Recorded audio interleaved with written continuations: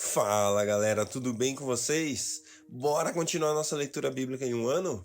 É isso aí, galera, vamos nessa. Estamos na 17ª semana, terceiro dia. Hoje nós vamos ler Juízes 18, Juízes 19 e também Atos capítulo 26. Vamos nessa?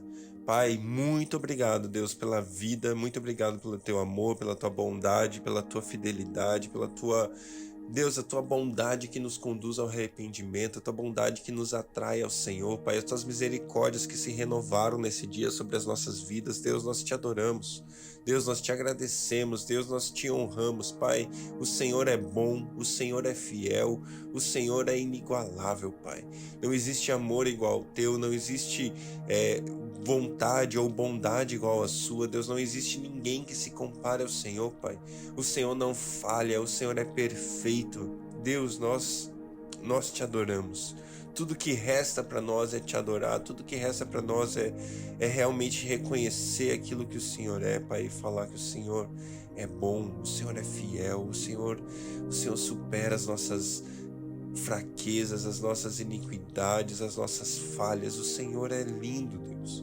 O Senhor é lindo. A obra que o Senhor Jesus fez por nós é completa, é perfeita. Jesus, muito obrigado porque o Senhor veio, o Senhor morreu por nós, o Senhor foi até o fim, o Senhor não desistiu, o Senhor não pensou no meio do caminho que poderia ser diferente. O Senhor foi e fez a sua obra completa. O Senhor morreu por mim até ponto de morrer totalmente, até ponto da morte de cruz, até ponto de passar 3 dias morto, até ponto de ressuscitar por nós. Jesus, muito obrigado.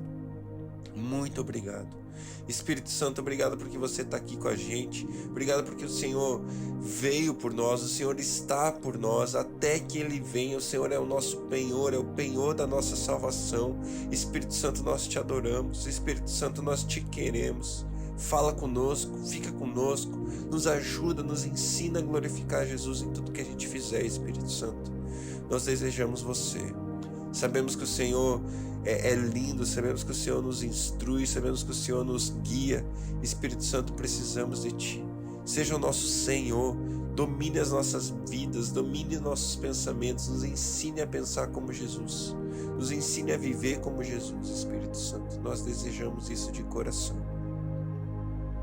Fala conosco no tempo de leitura dessa palavra. Hoje, Deus, que a gente possa ser edificado, transformado e que haja revelação da sua palavra nas nossas vidas, em nome de Jesus. Amém. Glória a Deus, galera. Vamos nessa. 17ª semana, terceiro dia. Juízes 18. Naquela época não havia rei em Israel, e a tribo de Dan estava procurando um local onde se estabelecer, pois ainda não tinha recebido herança entre as tribos de Israel. Então enviaram 5 guerreiros de Zorá e de Estaol para espionarem a terra e explorá-la. Esses homens representavam todos os clãs da tribo e disseram-lhe: "Vão, explorem a terra." Os homens chegaram aos montes de Efraim e foram à casa de Mica, onde passaram a noite. Quando estavam perto da casa de Mica, reconheceram a voz do jovem levita. Aproximaram-se e lhe perguntaram: "Quem o trouxe para cá? O que você está fazendo nesse lugar? Por que você está aqui?" O jovem lhes contou o que Mica fizera por ele e disse: "Ele me contratou e eu sou o seu sacerdote." Então eles lhe perguntaram: "Pergunte a Deus se a nossa viagem será bem sucedida." E o sacerdote lhe respondeu: "Vão em paz, sua viagem tem a aprovação do Senhor." Os 5 homens partiram e chegaram a Laís, onde viram que o povo vivia em segurança, como os sidônios, despreocupado e tranquilo, e gozava prosperidade, pois a sua terra não lhe deixava faltar nada. Viram também que o povo vivia longe dos sidônios e não tinham relações com nenhum outro povo. Quando voltaram a Zorá e a Estaol, seus irmãos lhe perguntaram: "O que descobriram?" Eles lhe responderam: "Vamos atacá-los. Vimos que a terra é muito boa. Vocês vão ficar aí sem fazer nada? Não hesitem em ir e apossem-se dela. E chegando lá, vocês encontrarão um povo despreocupado e uma terra espaçosa que Deus pôs na mão de vocês, terra onde não falta coisa alguma." Então 600 homens da tribo de Dan partiram de Zorá e de Estaol, armados para a guerra. Na viagem, armaram acampamento perto de Kiriat Jearim, em Judá. É por isso que até hoje o local a oeste de Kiriat Jearim é chamado Maané Dan. E dali foram para os montes de Efraim e chegaram à casa de Mica. Os 5 homens que haviam espionado a terra de Laís disseram a seus irmãos: vocês sabiam que numa dessas casas há um manto sacerdotal, ídolos da família, uma imagem esculpida e um ídolo de metal? Agora vocês sabem o que fazer. Então eles se aproximaram e foram à casa do jovem levita, à casa de Mica, e o saudaram. Os 600 homens de Dan armaram para a guerra e ficaram junto à porta. Os 5 homens que haviam espionado a terra entraram e apanharam a imagem, o manto sacerdotal, os ídolos da família, o ídolo de metal, enquanto o sacerdote e os 600 homens armados permaneciam à porta. Quando os homens entraram na casa de Mica e apanharam a imagem, o manto sacerdotal, os ídolos da família e o ídolo de metal, o sacerdote lhes perguntou: "O que é que vocês estão fazendo?" Eles lhe responderam: "Silêncio, não diga nada. Venha conosco e seja nosso pai sacerdote. Não será melhor para você servir como sacerdote uma tribo e um clã de Israel do que apenas a família de um homem só?" Então o sacerdote se alegrou, apanhou o monte sacerdotal, os ídolos da família e a imagem esculpida e se ajuntou à tropa. Pondo os seus filhos, os seus animais e os seus bens na frente deles, partiram de volta. Quando já estavam a certa distância da casa, os homens que moravam perto de Mica foram convocados e alcançaram os homens de Dan. Como vinham gritando atrás deles, estes se voltaram e perguntaram a Mica: "Qual é o seu problema? Por que convocou esses homens para lutar?" E ele respondeu: "Vocês estão levando embora os deuses que eu fiz e o meu sacerdote. O que me sobrou? Como é que ainda pode me perguntar qual é o meu problema?" Os homens de Dan responderam: "Não discuta conosco, senão alguns homens de temperamento violento vão te atacar e você, a sua família perderão a vida." E assim os homens de Dan seguiram seu caminho. Vendo que eles eram fortes demais para ele, Mica virou-se e voltou para casa. Os homens de Dan levaram o que Mica fizera e o seu sacerdote e foram para Laís, um lugar de povo pacífico e despreocupado. Eles mataram todos ao fio da espada e queimaram a cidade. Não houve quem os livrasse, pois viviam longe de Sidom e não tinha relações com nenhum outro povo. A cidade ficava num vale que se estende até Bet-Reob. Os homens de Dan reconstruíram a cidade e se estabeleceram lá nela. E deram à cidade anteriormente chamada Laís o nome de Dan, em homenagem ao seu antepassado Dan, filho de Israel. Eles levantaram para si o ídolo, e Jonatas, filho de Gerson, neto de Moisés, e os filhos foram sacerdotes da tribo de Dan até que o povo foi para o exílio. Ficaram com o ídolo feito por Mica durante todo o tempo em que o santuário de Deus estivesse em Siló. Juízes 19. Naquela época não havia rei em Israel. Aconteceu que um levita que vivia nos montes de Efraim, numa região afastada, tomou para si uma concubina, que era de Belém de Judá. Mas ela lhe foi infiel. Deixou-o e voltou para a casa de seu pai em Belém de Judá. 4 meses depois, seu marido foi convencê-la a voltar. Ele tinha levado o seu servo e 2 jumentos. A mulher o levou para dentro de casa de seu pai, e quando seu pai o viu, alegrou-se. O sogro dele o convenceu a ficar ali, e ele permaneceu com ele 3 dias, todos comendo, bebendo e dormindo ali. No 4º dia, eles se levantaram cedo e o levita se preparou para partir. Mas o pai da moça disse ao genro: "Coma alguma coisa, depois vocês poderão partir." Os 2 se assentaram para comer e beber juntos. Mas o pai da moça disse: "Eu peço a você que fique esta noite e que se alegre." E quando o homem se levantou para partir, o seu sogro convenceu a ficar ainda aquela noite. Na manhã do 5º dia, Quando ele se preparou para partir, o pai da moça disse: "Vamos comer! Espere até a tarde." E os dois comeram juntos. Então, quando o homem, sua concubina e seu servo levantaram-se para partir, o pai da moça disse outra vez: "Veja, o dia está quase acabando, é quase noite. Passa a noite aqui, fique e alegre-se. Amanhã de madrugada vocês poderão levantar-se e ir para casa." Não desejando ficar outra noite, o homem partiu rumo a Jebus, isto é, Jerusalém, com 2 jumentos selados e com a sua concubina. Quando estavam perto de Jebus e já se findava o dia, o servo disse ao seu senhor: "Venha, vamos parar nessa cidade dos Jebuseus e passar aqui a noite." O seu senhor respondeu: Não vamos entrar numa cidade estrangeira cujo povo não é israelita. Iremos para Gibeá." E acrescentou: "Ande, vamos tentar chegar a Gibeá ou Ramá e passar a noite num desses lugares." Então prosseguiram, e o sol se pôs quando se aproximavam de Gibeá de Benjamim. Ali entraram para passar a noite. Foram sentar-se na praça da cidade, e ninguém os convidou para passar a noite em sua casa. Naquela noite, um homem idoso, procedente dos montes de Efraim e que estava morando em Gibeá, os homens do lugar eram benjamitas, voltava ao seu trabalho no campo. Quando viu o viajante na praça da cidade, o homem idoso perguntou: "Para onde você está indo e de onde que você vem?"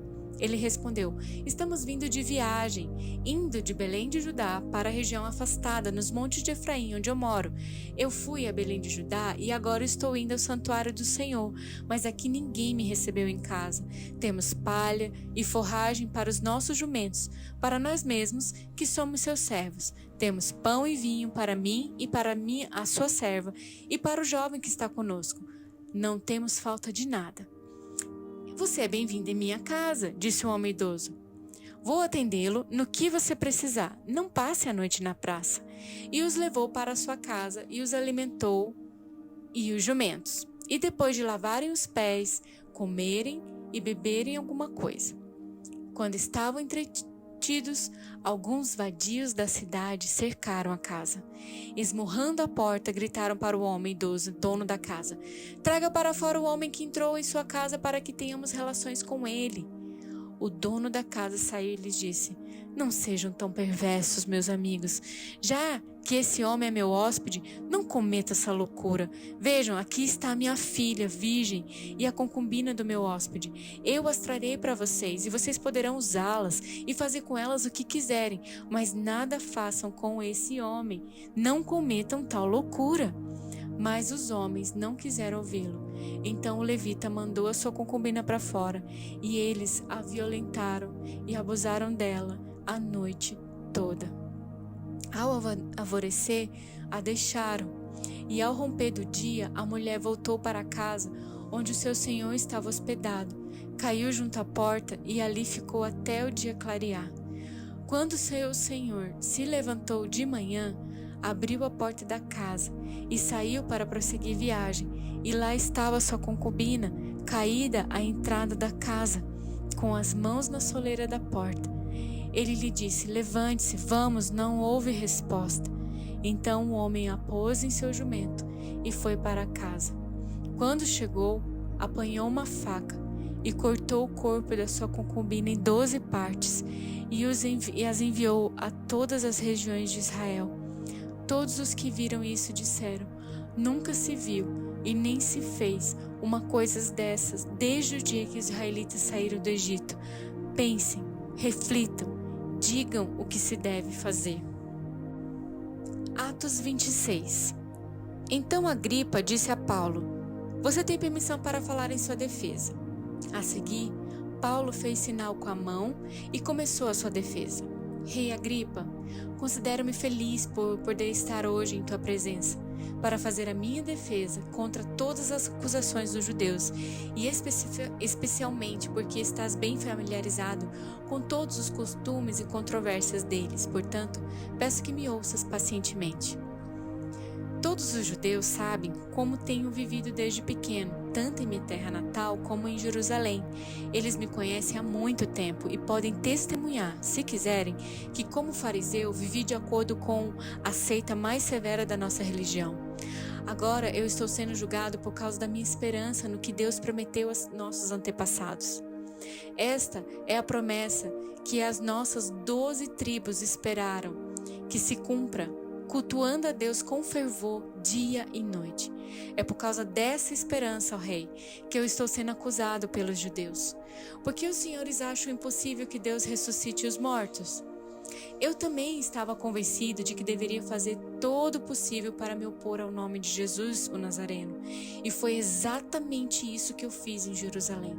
Com autorização dos chefes dos sacerdotes, lancei muitos santos na prisão. E quando eles eram condenados à morte, eu dava o meu voto contra eles.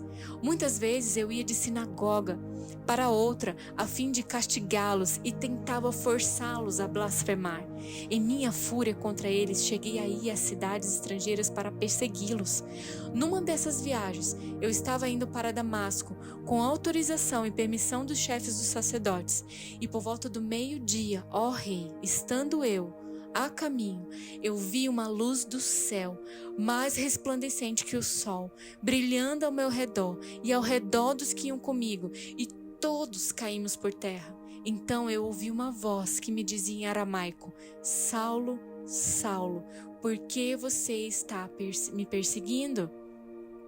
Resistir ao aguilhão só lhe trará dor. Então eu perguntei: quem és tu, Senhor? E respondeu o Senhor: sou Jesus, a quem você está perseguindo. Agora levante-se, fique em pé.